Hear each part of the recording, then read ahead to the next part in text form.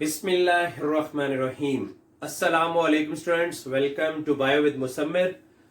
Students, today we will discuss about ribosomes. अच्छा देखिए students, ribosomes को अंडरस्टैंड करने के लिए हम सबसे पहले वर्ड राइबोसोम को देखते हैं. देखिए जी, ये जो वर्ड राइबोसोम है, this one is the combination of two words. The first word is ribo and second word is some. देखिए स्टूडेंट, ये जो वर्ड राइबो है, this is from ribonucleoproteins, और जो वर्ड है सोम, ये सोम जो है, दिस इज फ्रॉम सोमा. और सोमा हम वर्ड इस्तेमाल करते हैं बॉडी या फिर ग्रेन्यूल्स के लिए. अब देखिए स्टूडेंट्स, राइबोसोम्स को हम किस तरह से डिफाइन कर सकते हैं. Ribosomes are roughly spherical granular non-membranous bodies. देखिए ये राइबोसोम जो है, ये क्या है? ये नॉन मेम्ब्रेनस बॉडीज है जो कि सेल के अंदर प्रेजेंट होती हैं, यानी इनके बाहर आपको कोई मेम्ब्रेन नजर नहीं आएगी. और इनकी अगर आप शेप देखें तो इनकी शेप आपको कैसी नजर आएगी? दीज आर रफली स्फेरिकल. कैसे हैं ये? रफली स्फेरिकल है और ग्रेन्युलर है. ग्रेन्युलर का मतलब ये है कि इस तरह से छोटे छोटे जो है वो ग्रेन्यूल्स की फॉर्म में ये हमें सेल के अंदर नजर आएंगे. तो दैट्स वाई हम इनको इस तरह से डिफाइन कर सकते हैं कि राइबोसोम्स आर रफली spherical granular non membranes bodies. अब देखिए स्टूडेंट, ये नॉन मेम्ब्रेनस है और अकॉर्डिंग टू सम साइंटिस्ट हम इनको सेल ऑर्गेनल्स में शामिल नहीं करते, क्योंकि उनके मुताबिक जिन स्ट्रक्चर्स के बाहर मेम्ब्रेन नहीं है उनको हम सेल ऑर्गेनल्स में इंक्लूड नहीं करेंगे. अब देखते हैं स्टूडेंट कि इनकी जो प्रेजेंस है, ये राइबोसोम्स कहां पे प्रेजेंट होते हैं. तो ये राइबोसोम जो है, ये आपको prokaryotic as well as in eukaryotic cells दोनों में आपको ये राइबोसोम्स मिलेंगे. अच्छा जी, राइबोसोम्स की क्या कंपोजिशन है? राइबोसोम्स किस चीज के बने हुए हैं?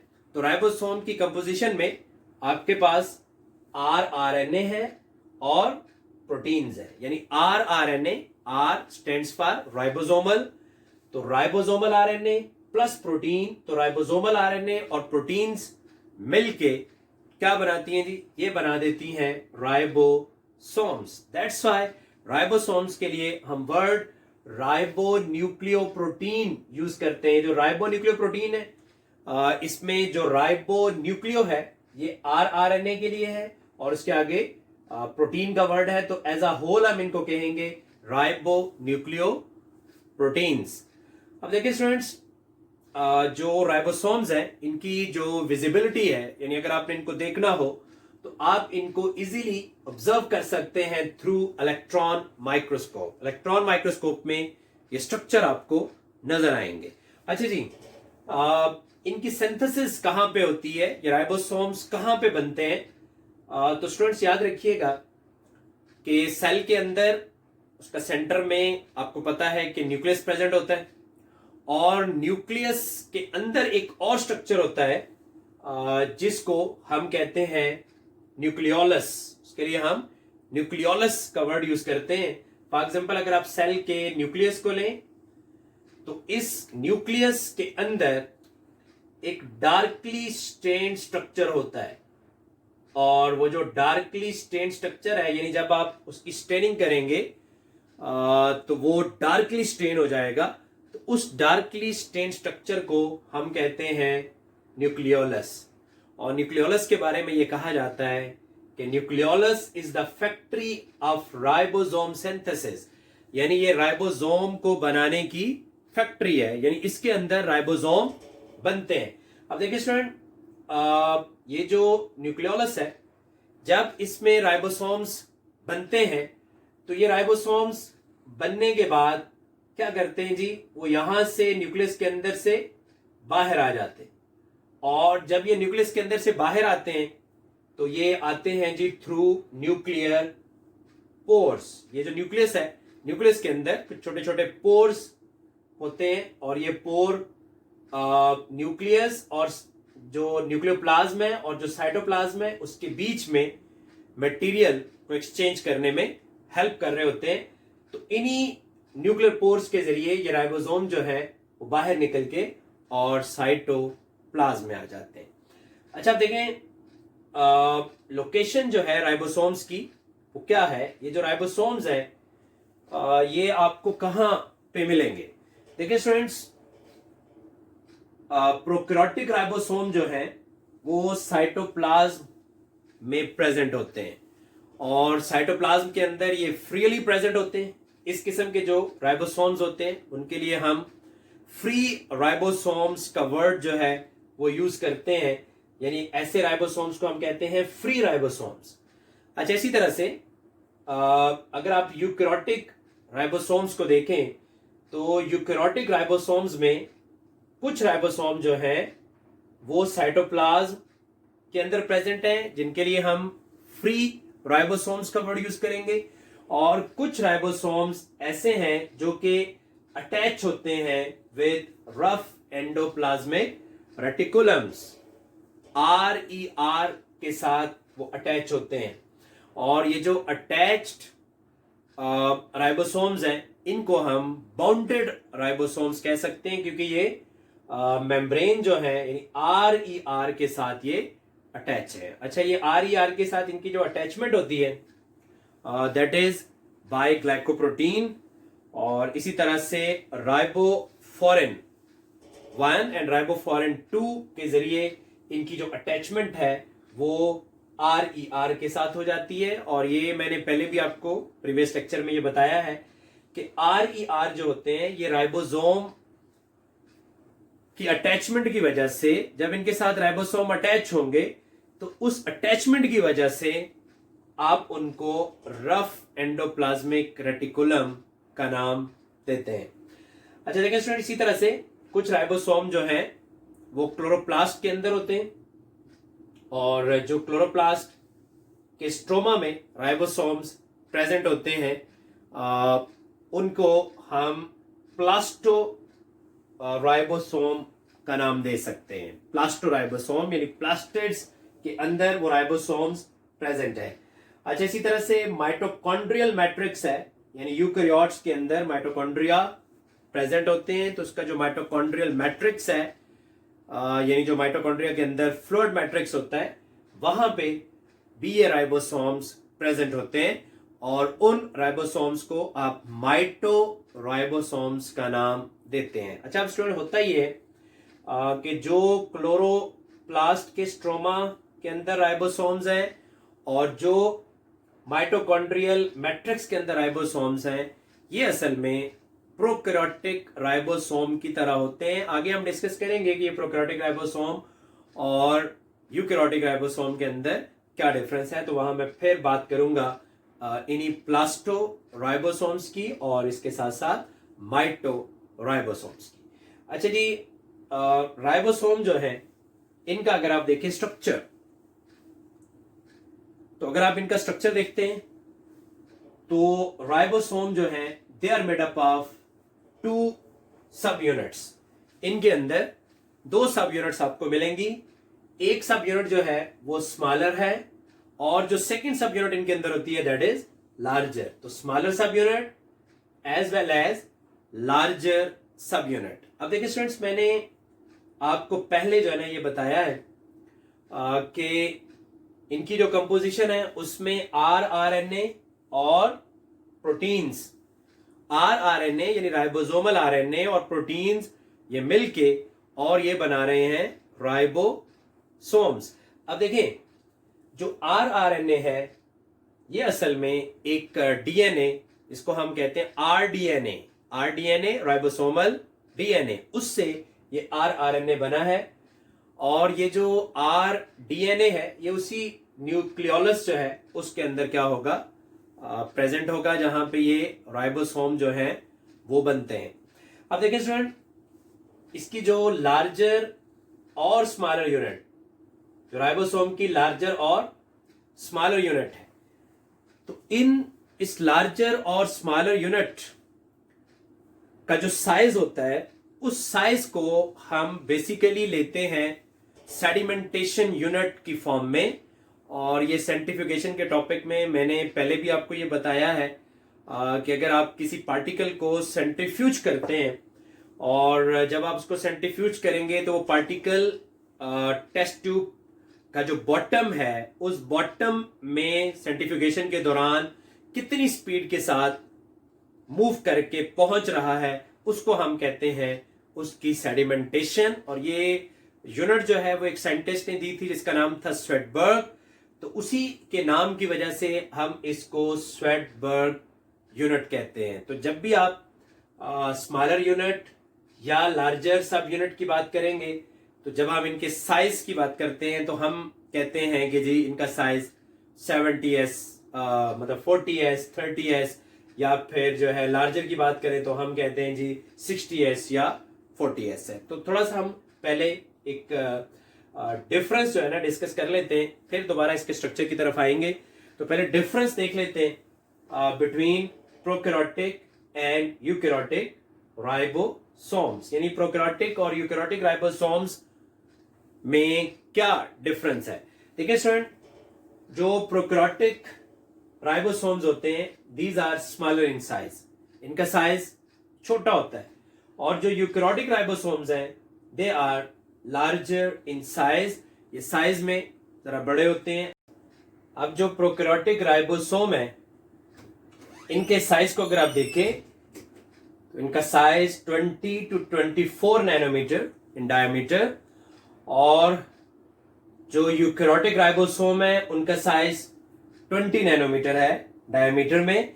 और देखें स्टूडेंट, अगर आप सेडिमेंटेशन के रेफरेंस से इनको देखें तो prokaryotic ribosomes are of 70s and eukaryotic ribosomes are of 80s, यानी प्रोकैरियोटिक राइबोसोम 70s के और यूकैरियोटिक राइबोसोम जो है वो 80s के हैं। अच्छा, इनमें आपको जैसा कि मैंने बताया कि one smaller unit and one larger unit, तो ये जो स्मॉलर यूनिट होती है प्रोकैरियोटिक राइबोसोम के अंदर दिस इज ऑफ 50s, और लार्जर यूनिट जो है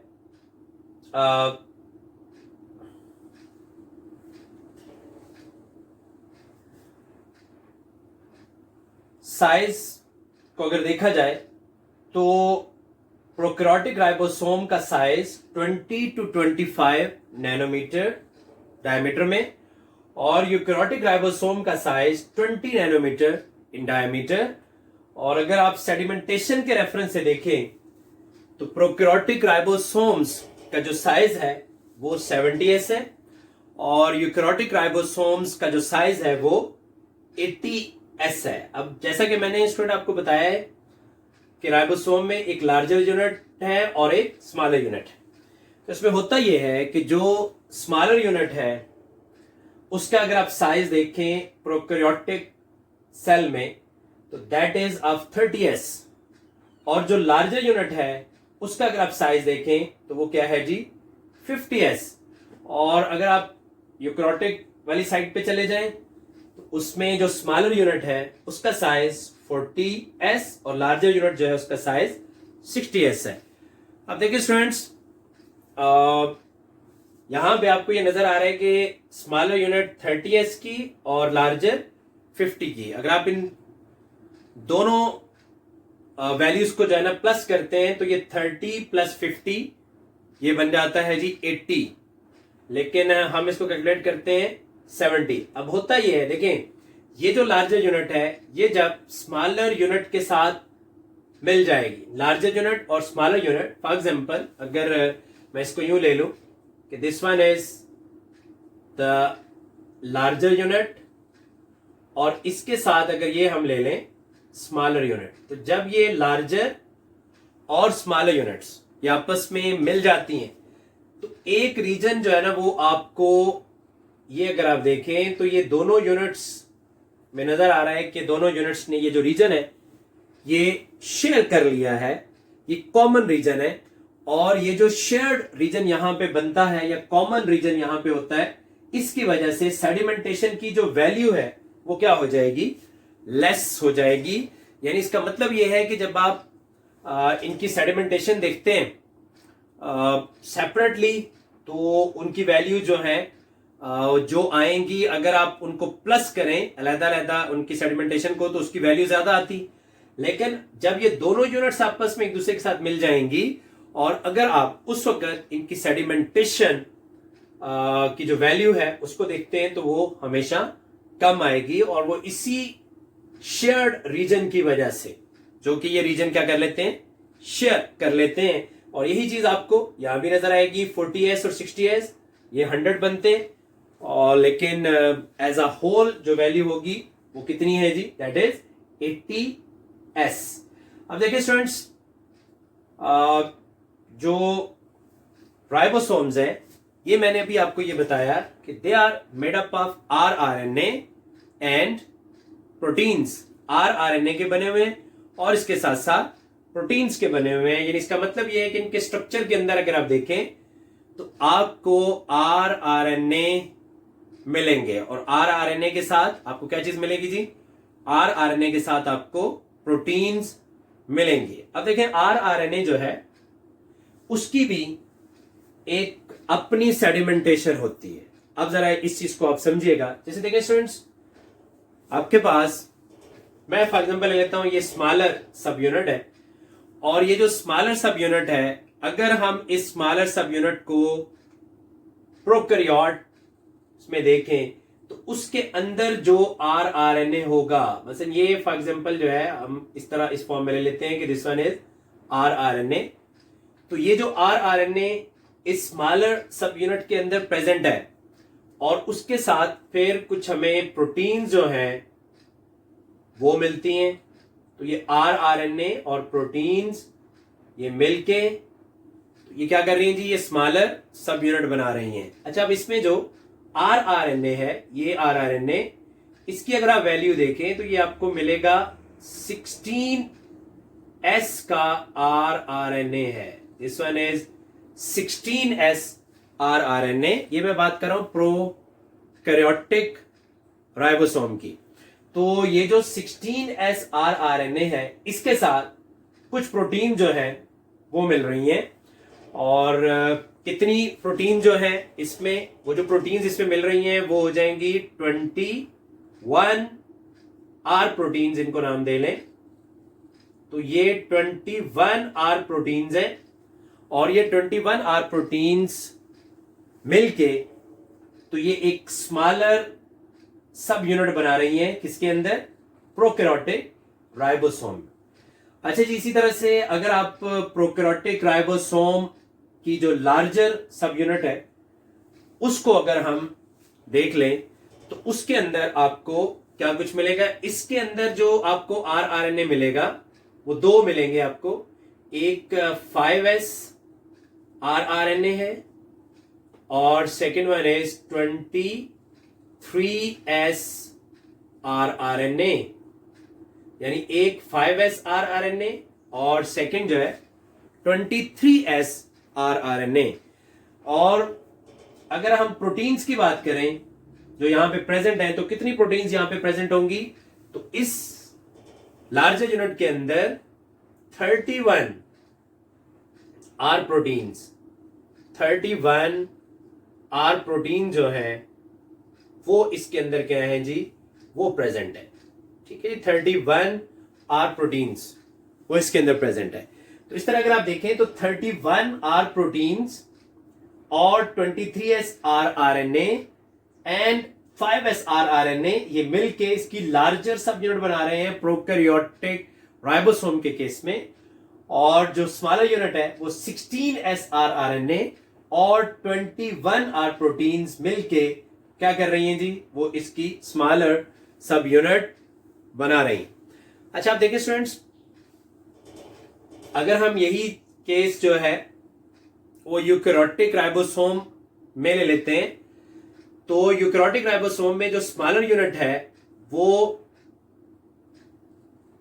18s rRNA की हो जाएगी, और जो इसके अंदर प्रोटीन्स हैं वो कितनी हो जाएंगी, प्रोटीन जो है वो हो जाएंगी 33 R प्रोटीन्स। और इसी तरह से अगर आप लार्जर यूनिट की बात करें, हमने यहां पे लार्जर यूनिट प्रोकैरियोटिक राइबोसोम के केस में हमने कहा है कि जी 2 आरएनए आरआरएनए, और जब हम यूकैरियोटिक आरएनए की बात करेंगे तो इसमें हो जाएंगे 3 आरआरएनए। अच्छा जी, 3 आरआरएनए जो है उनमें एक जो है वो हो जाएगा हमारे पास 28S का, वो 28S का होगा, ठीक है जी, 28S। सेकेंड वन वही 5S आरएनए है, और जो थर्ड वन है वो होगा 5.8S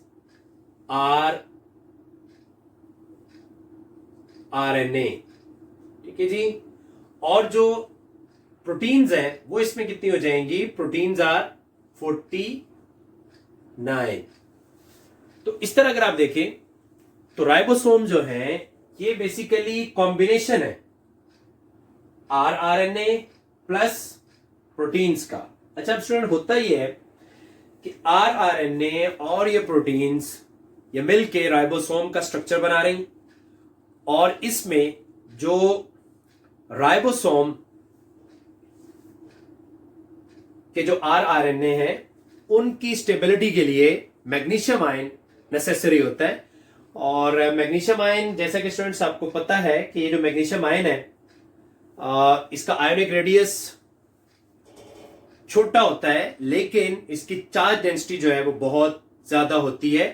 तो ये जो राइबोसोमल आरआरएनए है इसके अंदर क्योंकि फास्फेट ग्रुप्स भी जो है वो प्रेजेंट होते हैं जिनके ऊपर नेगेटिव चार्ज होता है, तो ये जो मैग्नीशियम है ये उस नेगेटिव चार्ज के साथ, क्योंकि इसके ऊपर पॉजिटिव चार्ज होता है, तो जहां पे नेगेटिव चार्ज है तो ये उन जगहों के ऊपर जो है ये मैग्नीशियम आ जाती है, और जो आरआरएनए का सेकेंडरी और टर्शियरी स्ट्रक्चर है उसको मेंटेन रखने में इस मैग्नीशियम का रोल है। और ये मैग्नीशियम जो है ये 2 राइबोसोमल सब यूनिट्स को आपस में अटैच करने में भी रोल प्ले करती है।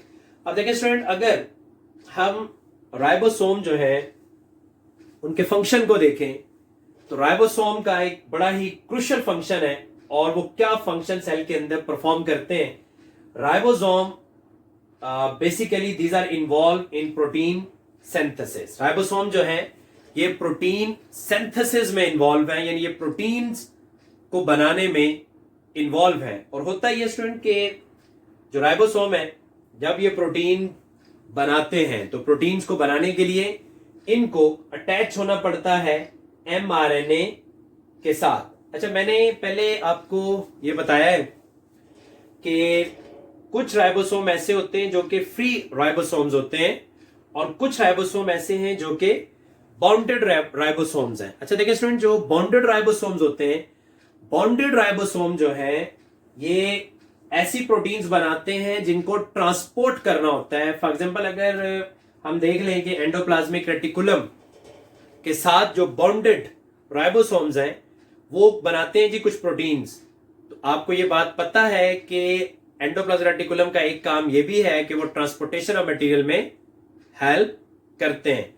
तो इसका मतलब ये हुआ कि जिन प्रोटीन्स को ट्रांसपोर्ट करना होता है सेल से बाहर, वो बनती हैं बॉन्डेड राइबोसोम्स बनाते हैं उन प्रोटीन्स को, और जिन प्रोटीन्स को सेल के अंदर यूज करना होता है वो प्रोटीन जो हैं वो फ्री राइबोसोम जो हैं वो बनाएंगे।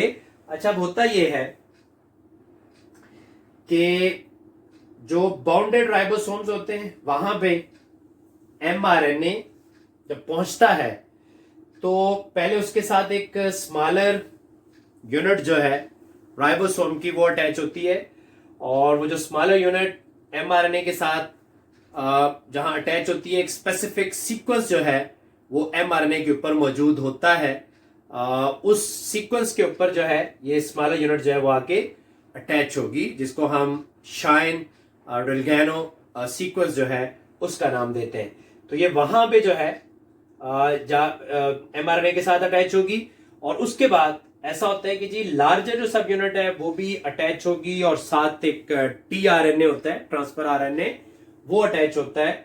और इस लार्जर राइबोसोम के ऊपर आपको 3 साइट मिलेंगी, ए, पी और ई साइट, और ये तीनों साइड्स जो होती हैं ये इन्वॉल्व होती हैं इन प्रोटीन सिंथेसिस। यहां आपको ये नजर आ रहा है कि एक एमआरएनए और उस एक एमआरएनए के साथ काफी सारे राइबोसोम अटैच्ड हैं। तो जब एक एमआरएनए के साथ काफी सारे राइबोसोम अटैच होते हैं तो उसको हम कहते हैं पोलिसोम। उसके लिए हम वर्ड यूज करते हैं पोलिसोम। और देखें स्टूडेंट, ये जो पोलिसोम है ये ज्यादातर बॉन्डेड राइबोसोम जो है वो बनाते हैं। और मैंने ये भी बताया आपको कि इनका काम होता है ज्यादातर उन प्रोटीन्स को बनाना जिनको ट्रांसपोर्ट करना होता है। तो अब होता ही है स्टूडेंट कि ये जो लार्जर और स्मॉलर सब यूनिट है ये एक दूसरे के साथ मिलते हैं इसी एमआरएनए की सरफेस के ऊपर, और उसमें एक तो इन्वॉल्वमेंट होती है मैग्नीशियम आयन की और दूसरी इसमें इन्वॉल्वमेंट होती है साल्ट बॉन्ड होता है जो कि बनता है फॉस्फेट ग्रुप, एक यूनिट के फॉस्फेट ग्रुप और जो दूसरी यूनिट है उसके अमाइनो ग्रुप के बीच में। इस तरह ये दोनों यूनिट्स जो है वो आपस में एक दूसरे के साथ अटैच हो जाती हैं। और मैंने ये बताया है कि बड़ा एक मेन रोल राइबोसोम का है और वो क्या है, दैट इज प्रोटीन सिंथेसिस। अब होता ही है स्टूडेंट, देखें फॉर एग्जांपल अगर आप मैमिलियन सेल की बात कर लें तो मैमिलियन सेल के अंदर जो 10 बिलियन प्रोटीन्स होती हैं, अब वो 10 बिलियन प्रोटीन्स जो हैं उनमें ज्यादातर प्रोटीन जो हैं वो राइबोसोम ही बनाने में क्या कर रहे हैं, हेल्प कर रहे हैं। और अगर इन राइबोसोम जाहिर है फिर इनकी जो तादाद है वो उन सेल्स के अंदर जहां प्रोटीन सिंथेसिस ज्यादा होती है वहां पे इन राइबोसोम की जो तादाद है वो क्या होती है, ज्यादा होती है। अगर आप देखें जैसे हमारी बॉडी है तो उसमें पेंक्रियाज के अंदर बेशुमार एंजाइम प्रोड्यूस होते हैं और एंजाइम प्रोटीन है, तो वहां पे इनकी तादाद आपको ज्यादा मिलेगी। अच्छा, प्रोकैरियोटिक सेल के अंदर अगर हम देख लें जैसे इकोलाई सेल है तो इकोलाई सेल के अंदर राइबोसोम जो है वो 2000 राइबोसोम इकोलाई सेल के अंदर प्रेजेंट होते हैं। तो इसका मतलब यह है कि जो प्रोटीन सिंथेसिस का काम करने वाले ये स्ट्रक्चर हैं इनकी तादाद जहां पे प्रोटीन जिन सेल के अंदर ज्यादा बनती है वहां ये ज्यादा होंगे। तो स्टूडेंट आज हमने राइबोसोम्स को डिस्कस किया है और हमने राइबोसोम के स्ट्रक्चर को, उसकी कंपोजिशन को, उसकी लोकेशन को, उसकी सिंथेसिस को और उसके फंक्शन को हमने देखा। तो हमारा आज का जो लेक्चर है ये यहीं तक था। आपसे इंशाल्लाह नेक्स्ट लेक्चर में मुलाकात होगी। मुझे इजाजत दीजिए। Till that time, Allah Hafiz.